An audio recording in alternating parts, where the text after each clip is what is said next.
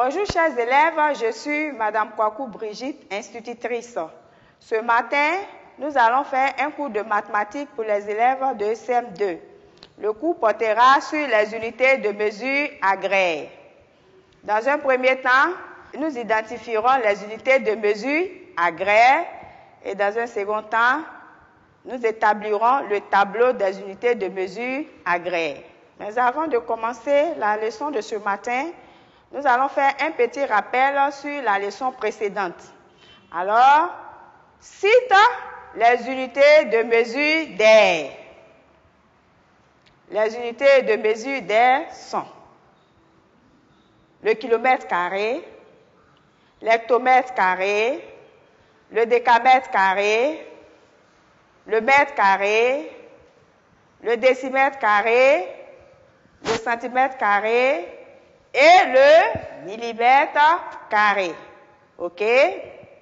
Alors, si nous avons fait notre petit rappel, nous allons passer à notre séance du jour.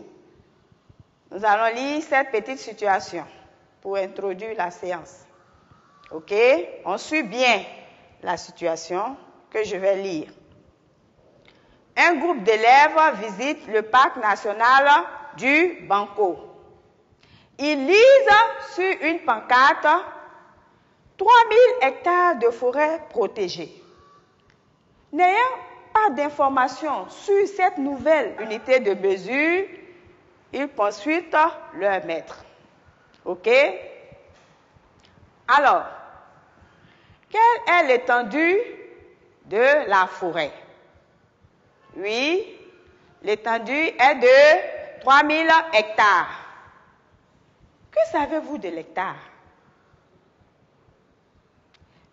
L'hectare est une unité de mesure agraire, c'est bien. Alors, et les autres unités de mesure agraire? Oui. Les autres unités de mesure agraire, nous avons l'ar, oui, et centiare. OK?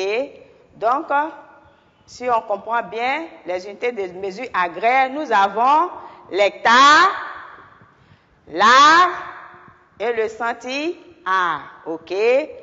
C'est bien. Il faut savoir qu'au niveau des unités de mesure agraire, nous n'avons que 3 qui sont l'hectare, l'ar et le centiare. OK?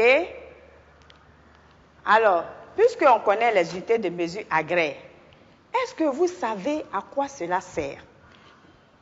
Les unités de mesure agraire, lorsque vous entendez agraire, la notion d'agraire nous ramène à l'agriculture. Donc, les unités de mesure agraire ne sont rien d'autre que les unités que nous utilisons souvent pour mesurer des parcelles cultivables, telles que les forêts, OK, les plantations. Compris. Maintenant, nous connaissons les unités de mesure agraire. Nous savons à quoi cela sert. Mais pour mieux les manipuler, nous allons voir le tableau. Nous allons les mettre dans un tableau. Alors, on va établir le tableau. Suivez. Nous avons l'hectare, l'ar et le centiare. OK? On regarde bien dans ce tableau. Au niveau de chaque unité, nous avons 2 colonnes. OK? Lorsque nous irons pour les conversions, lorsque nous allons faire les conversions, nous irons de 100 à 100. C'est pour cela que vous observez les 2 colonnes au niveau de chaque unité. Maintenant, vous connaissez les unités de mesure agraire, vous connaissez le tableau. Alors, nous allons voir si vous avez bien suivi.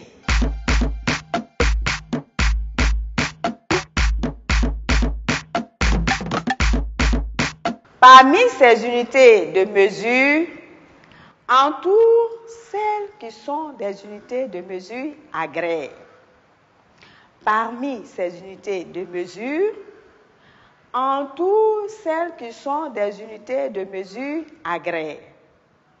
On a le litre, le mètre carré, l'art, le centimètre carré, le centi-art, le décimètre et l'hectare.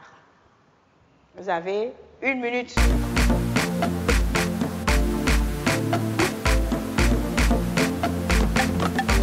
Ok, on passe à la correction. Le litre, non, il ne fait pas partie. Le mètre carré, non plus.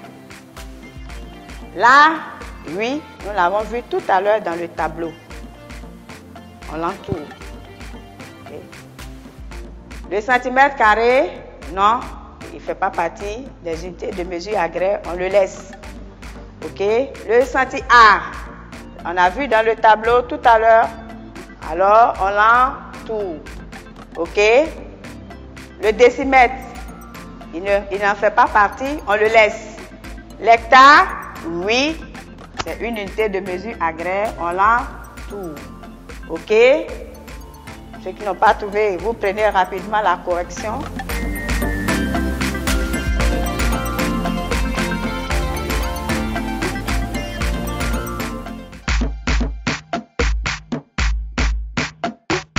Il s'agit de compléter ce tableau. Dans le tableau, nous avons l'art, mais nous n'avons pas les autres unités. Alors, complète. Vous avez 1 minute encore.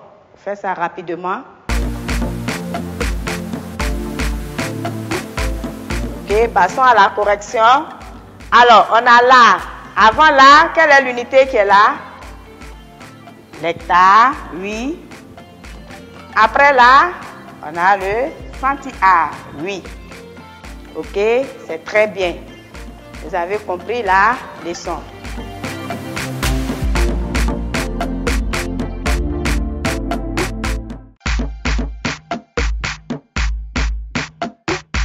Maintenant, vous prenez l'autre exercice pour vous exercer à la maison.